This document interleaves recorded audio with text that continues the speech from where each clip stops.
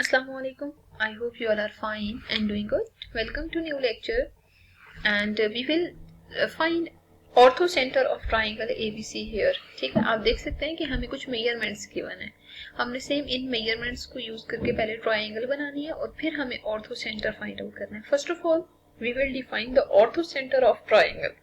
देखिए, orthocentre वो point of intersection होता है, वो पॉइंट ट्राइंगल का होता है जिसपे सबके सब एल्टीट्यूड्स इंटरसेक्ट करते हैं. ठीक है, इसका मतलब ये है कि हमें ट्राइंगल में तीनों साइड्स के एल्टीट्यूड्स फाइंड आउट करने हैं. एल्टीट्यूड का मतलब क्या होता है कि हर साइड पे एक परपेंडिकुलर आपने कंसीडर करना है और जहां पे वो सारे के सारे परपेंडिकुलर्स इंटरसेक्ट करेंगे, that point is basically ortho centre of triangle ABC. ठीक है, अब हम क्या करते हैं, सबसे पहले with the help of scale हम यहाँ पे ड्रॉ कर लेते हैं मेजरमेंट. ठीक है, अच्छा, उन मेजरमेंट के लिए हमें क्या चाहिए, स्केल.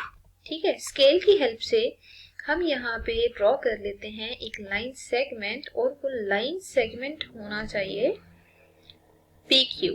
ठीक है, अब आप इन तीनों में से गेस करेंगे कि कौन सी साइड बेस में होनी चाहिए. आप देख सकते हैं कि मेजरमेंट एंगल R गिवन है. इस R को देख के हमें आइडिया हो रहा है कि हमें जो बेस लेनी है वो QR लेनी चाहिए. ठीक है, अब QR को ड्रॉ करने 3.9 सेंटीमीटर था. यू कैन सी हियर कि मैंने 3.9 सेंटीमीटर ड्रॉ कर लिया. ठीक है, बट ये है कि with the help of magnifier मैं आपको दिखा देती हूँ कि ये देख सकते हैं 3.9 और यहाँ पे 0 से स्टार्टिंग ली है. ठीक है, तो मतलब सबसे पहले वर्किंग हमारी यही होनी चाहिए कि हमने मेजरमेंट्स एक्यूरेट लेनी है. ठीक है, अगर आप मेजरमेंट्स एक्यूरेट लेंगे ना तो ऑब्वियसली एक्यूरेट फिगर ड्रॉ होगी. ठीक है, अब हम ऐसा करते हैं कि R पे 45 का एंगल ड्रॉ करते हैं. ठीक है, वैसे तो हम with the help of compass भी एंगल ड्रॉ करते हैं. इट डिपेंड्स अपॉन क्वेश्चन कि अगर तो आपको गिवन है कि आप कंपास से ड्रॉ करें तो फिर आप कंपास से प्रॉपर ड्रॉ करेंगे, लेकिन अगर क्वेश्चन में मेंशन नहीं है तो आप प्रोटेक्टर भी यूज कर सकते हैं, कंपास भी यूज कर सकते हैं. ठीक है, तो मैं with the help of protractor ही यहाँ पे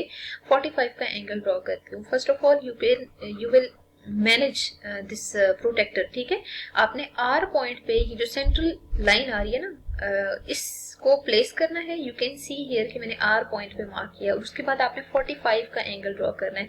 फ्रॉम दिस पॉइंट आपने 45 का एंगल ड्रॉ करना है, तो ऑब्वियसली 40 से नेक्स्ट जो लाइन ग्रेटर आ रही है वो 45 को रिप्रेजेंट कर रही है. ठीक है, अब हमें क्या करना है, प्रोटेक्टर को रिमूव करते हैं. ये दो मेजरमेंट्स तो हम यूज कर चुके हैं, R और R और एंगल R.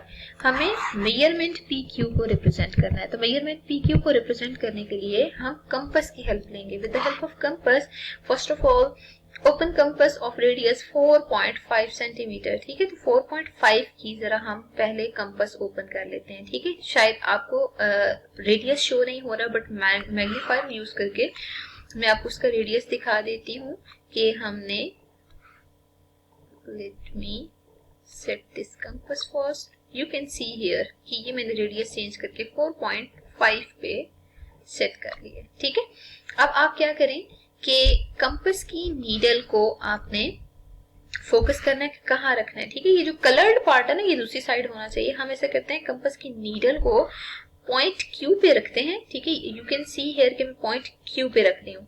Q पे रखने के बाद अब आपने ना एक आर्क मार्क करनी है, बट वो आर्क इस तरह होनी चाहिए कि वो जो प्रीवियस लाइन है ना, मतलब एंगल का आर्म है, उसको इंटरसेक्ट करनी चाहिए. बट हमारी ये आर्क तो इंटरसेक्ट ही नहीं कर रही.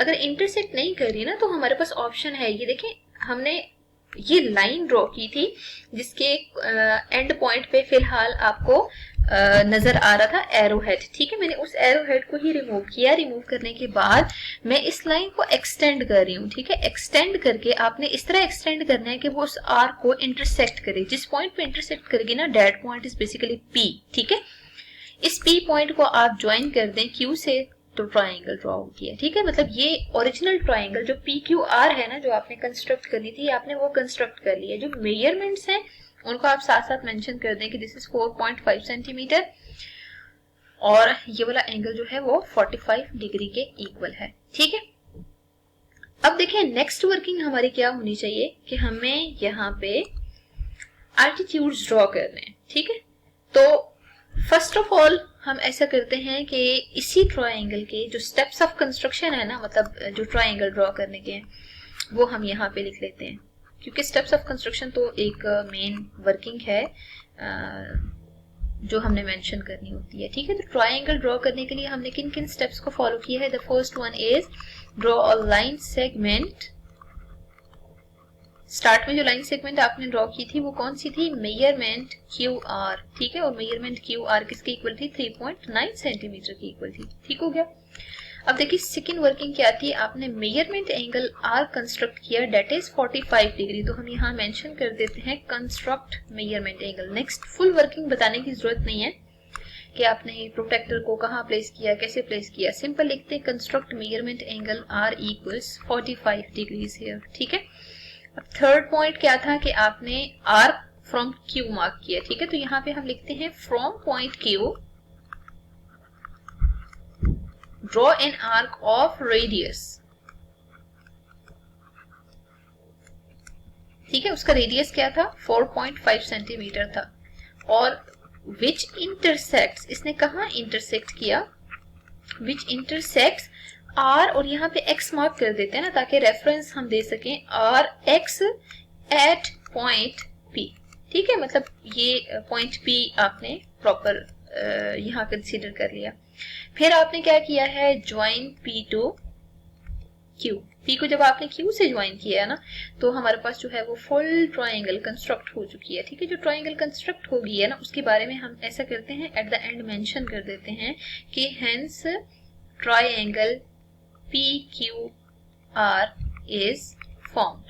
ठीक है, एंड सॉरी हमें यहाँ पे स्टार्ट में ही जो ट्रायंगल है वो PQR ही लेना चाहिए। ठीक है, जो पॉइंट्स होते हैं ना, जो गिवन होते हैं, हमने उसी के अकॉर्डिंग ही करना होता है। ठीक है, तो यहाँ पे PQR ट्रायंगल ही कंस्ट्रक्ट होगी। अब हम नेक्स्ट वर्किंग में इससे रिलेटेड जो अल्टीट्यूड्स हैं हम वो ड्रॉ करेंगे।